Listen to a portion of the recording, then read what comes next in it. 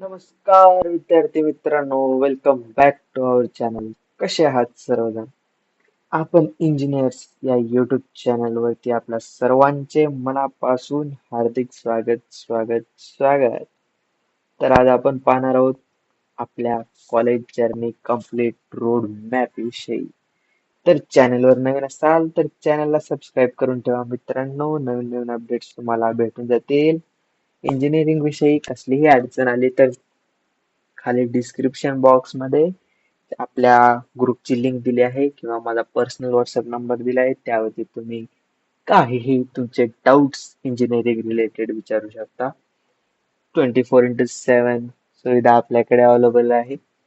तर आता आपण पाहणार आहोत की तुमचं कॉलेज कोणत्याही युनिव्हर्सिटीत असो, मुंबई, पुणे, नागपूर, कोणती युनिव्हर्सिटी तुम्ही चूज केली असेल तुमच्या पर्सेंटाईलनुसार, त्याच्याविषयी आज आपण थोडस जाणून घेणार आहोत. आणि तुमचं जे चेंजड सिलेबस आहे, म्हणजे सिलेबस यावर्षी चेंज झालाय. अरे बाबा, सिलेबस चेंज झालाय, अवघड झाले का सोपं झाले सर, कसं कळणार आम्हाला? काही टेन्शन घेऊ नका, हे सर्व मी या व्हिडिओमध्ये सांगणार आहे. तुम्हाला शॉपिंग वगैरे, कॅल्सी वगैरे काय काय घ्यायचं आहे ते पण मी सांगणार आहे. तुमची इन्सिडेंट कॅन्सल झाली आहे आणि तुमची अटेंडन्स ही किती असली पाहिजे, तुम्ही केव्हा कॉलेजला गेले पाहिजेत, केव्हा गावाकडे एन्जॉय केला पाहिजे, हे सर्व मी तुम्हाला या व्हिडिओमध्ये सांगणार आहे. तरी तुम्ही व्हिडिओला सबस्क्राईब करा आणि व्हिडिओ शेवटपर्यंत नीट व्यवस्थित लक्ष देऊन पहा. ठीक आहे, तर सुरुवात करूयात आपल्या व्हिडिओला.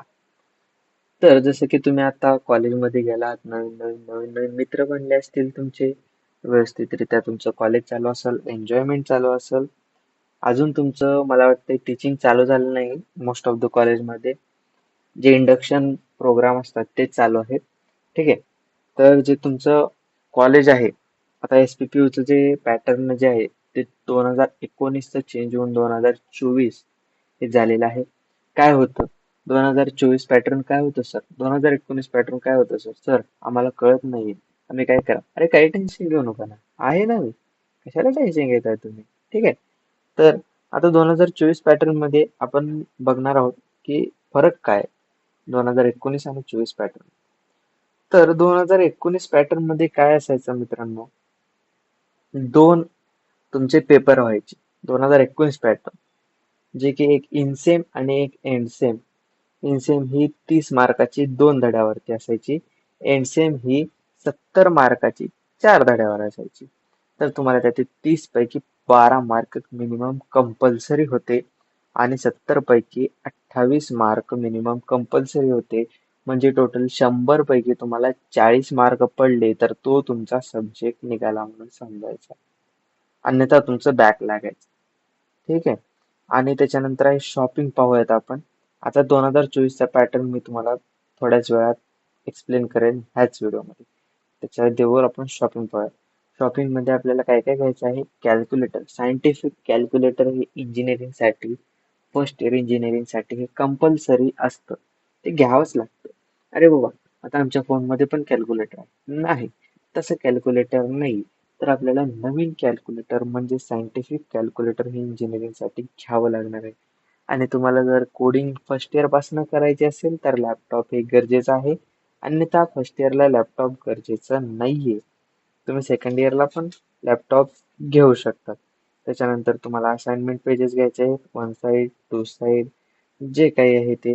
आणि तुम्हाला तुमचं व्यवस्थितरित्या कॉलेज हे चालू द्यायचं आहे.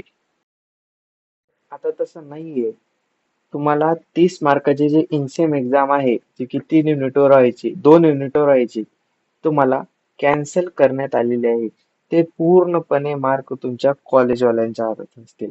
आता काही कॉलेजमध्ये त्याच्यासाठी सेपरेट पेपर ठेवतील, तर काही कॉलेजमध्ये त्याच्यासाठी युनिट टेस्ट, तुमचे अटेंडन्स, तुमचे असाइनमेंट वगैरे सबमिशन तुमचं सगळं बघून मार्क देतील. ते कॉलेजवरती डिपेंड असेल. पण जे 70 मार्काचे जे तुमचे आता पेपर होणार आहेत त्याच्यासाठी तुम्हाला टोटली 5 युनिट असणार आहेत, जे की तुम्हाला 70 मार्कासाठी असणार आहे. असा टोटल 100 मार्काचा पेपर असेल आणि 25 मार्काचे जे प्रॅक्टिकलचे जे मार्क आहेत ते तुमच्या कॉलेजच्या सब्जेक्ट टीचरकडे असणार आहेत. असा टोटल 125 मार्काचा तुमचा पेपर असतो. ते 25 पैकी तुम्ही जर कॉलेज नीट केलं, असाइनमेंट वगैरे सबमिट केली, तर तुम्हाला 25 पैकी 25ही पडू शकतात. बाकीचं तुमचं 100 पैकी तुम्हाला इकडे मार्क घ्यायचे असतात. आणि 70 मार्काचा जे एंडसेमचा जे पेपर होतो त्याच्यामध्ये पासिंग तुम्हाला 28 मार्क पाडायचे असतात. 70 पैकी तुम्ही जर 28 मार्क पाडले तर तुम्ही फर्स्ट इयर पास होऊ शकतात. तो विषय क्लिअर होऊ शकतो.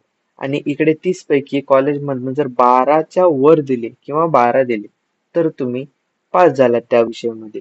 आणि फर्स्ट इयरला टोटल 2 सेम असतात. एक फर्स्ट सेम आणि सेकंड सेम.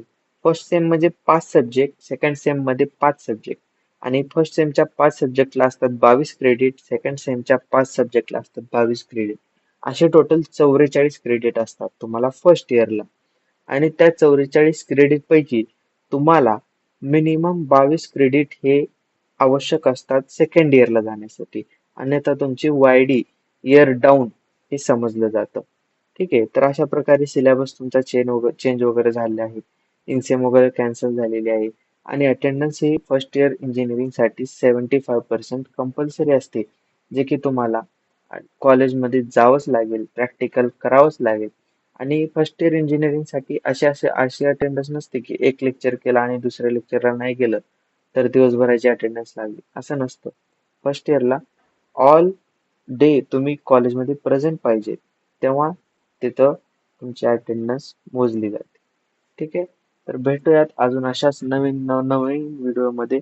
तर काही अडचण वगैरे आली तर तुम्ही मेसेज करू शकता.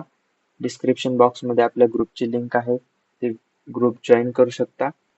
आणि चॅनलला सबस्क्राईब केलं नसेल तर चॅनलला सबस्क्राईब करा. मित्रांपर्यंत हा व्हिडिओ शेअर करायला विसरू नका. धन्यवाद.